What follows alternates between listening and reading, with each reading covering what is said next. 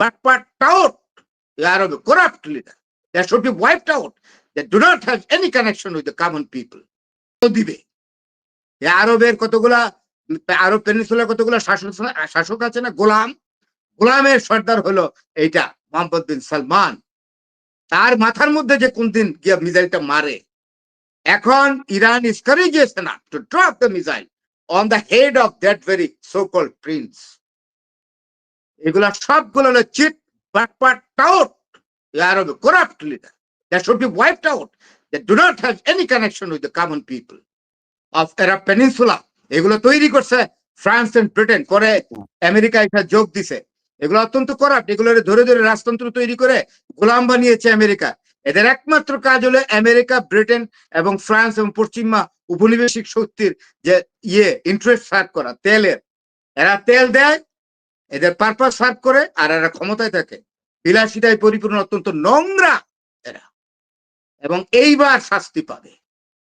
সারা world আছে ইরানের 5,500 missile আছে, হাইপারসোনিক এবং সুপারসোনিক, দুই ধরনের মিসাইল। আরেকটা হয়েছে, ইরান এটা বলছে না, আরেকটা হলো এর চেয়েও আপডেটেড মোবাইল আরে মিসাইল তাদের হাতে আছে, এটা ডিসক্লোজ করছে না।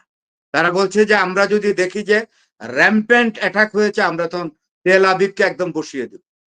ওটা ফেসই করতে পারবে না ইসরায়েল, যেটা ভাবছে যে মিসাইলটা এদের হাতে আছে।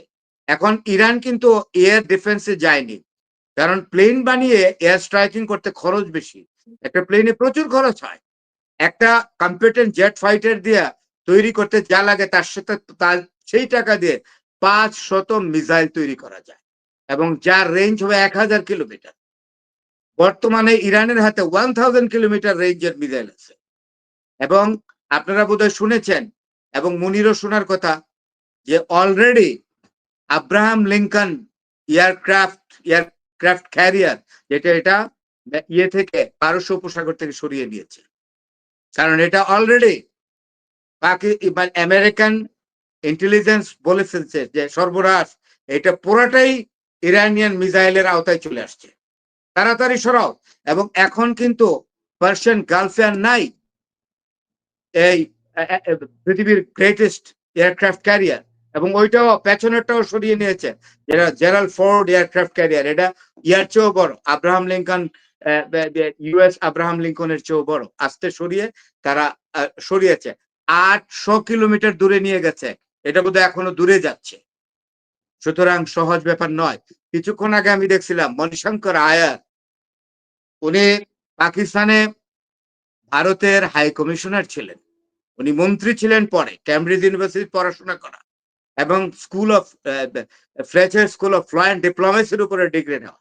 তার নখের দর্পণে international relation and west strategy, is a very articulate diplomat.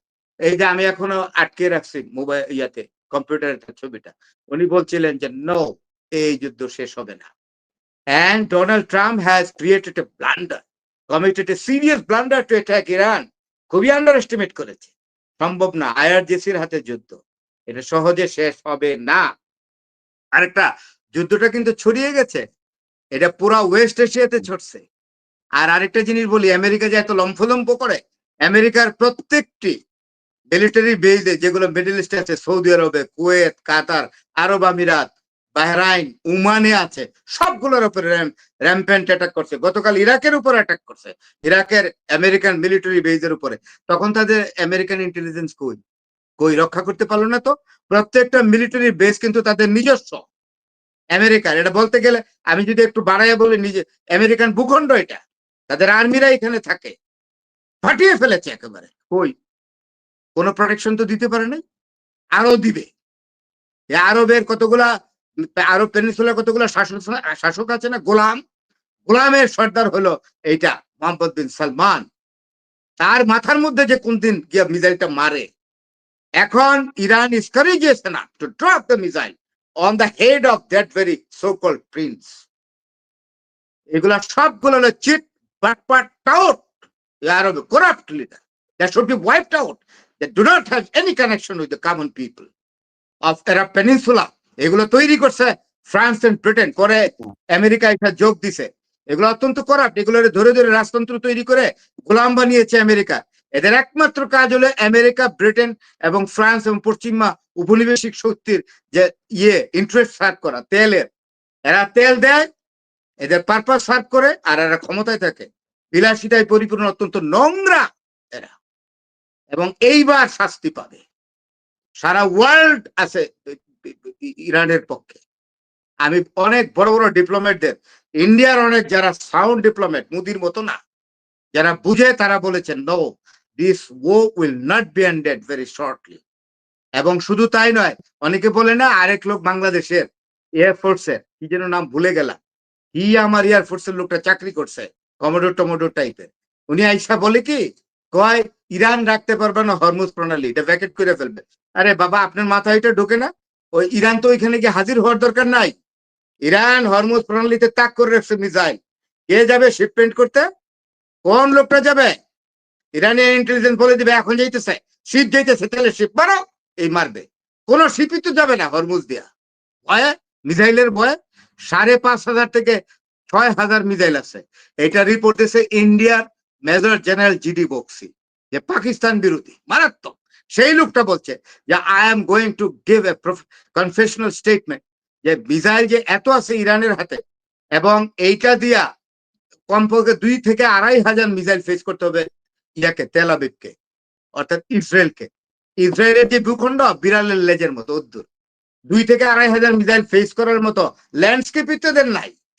এটা আমার না, এইসব ইন্ডিয়ান ডিফেন্সের লোকরা, মেজর জেনারেল, লেফটেন্যান্ট জেনারেল পদে চাকরি করছে, তারা বলতেছে এইগুলো, যে ইট ইজ ভেরি ডেঞ্জারাস। এবং ডোনাল্ড ট্রাম্প পাগলের মতো আন্ডার এস্টিমেট করেছে, এটা ঠিক হয় নাই। এবং এই যুদ্ধ যতই লিঙ্গার করবে, তেলের বাজার ততই বাড়বে, economic depression is coming, and Donald Trump and Israeli Prime Minister Netanyahu will be solely responsible for the serious economic depression. এবং ডোনাল্ড ট্রাম্পের মতো এরকম প্রেসিডেন্ট কখনো এই ধরনের ইকোনমিক ডিপ্রেশন ফেস করা সম্ভব না, যেটা এক সময় হয়েছিল। তখন প্রেসিডেন্ট ছিলেন Franklin D Roosevelt, he was capable enough to face the economic depression. Donald Trump কি একটা কালি আঙ্গুলের নখের যোগ্যতা হয়েছে ফ্রাঙ্কলিন ডি রুজভেল্টের? এত বড় চ্যালেঞ্জে নিয়ে নিল সারা বিশ্বের, সারা এবং ওয়েস্ট এশিয়াতে। আর আরেকটা যে যুদ্ধ ছড়িয়ে পড়ছে, এটা তো আর টানতে পারবে না। এবং এখন চায়না ব্যবসা করার লোক, চায়না হলো ব্যবসায়ী, চায়নার কার্গো বিমান দিয়া সোজা মিসাইল পাঠাইতেছে, আরো সোজা মিসাইল পাঠাচ্ছে। এবং তারা নাকি বার্টার সিস্টেমে এখন মিসাইল পাঠাইতেছে। ইরান থেকে নাকি কি কি ফল ফলা দিয়ে এইসব পাঠাবে, আর এরা দিবে missile. Friendly exchange of missile. এবং রাশিয়াও, পুটিনও ভাবছে যে সরাসরি যাবো না, প্রক্সি ওয়ারে অস্ত্র দিয়ে বইরে ফেলাম, তাইলে ইয়ার স্ট্রাইকিং করে করে তেহরানকে ভ্যাকেট করে ফেলবে। সিরাজ, নিশাপুর, ইস্পাহান, তাবরিজ, এগুলোকে ভ্যাকেট করে ফেলবে। এক একটা শহর কি আমাদের এই ঢাকা শহরের 6-7টা সমান, এগুলোকে ভ্যাকেট করে ফেলবে। পাকিস্তানের চায়তনে বড় ইরান,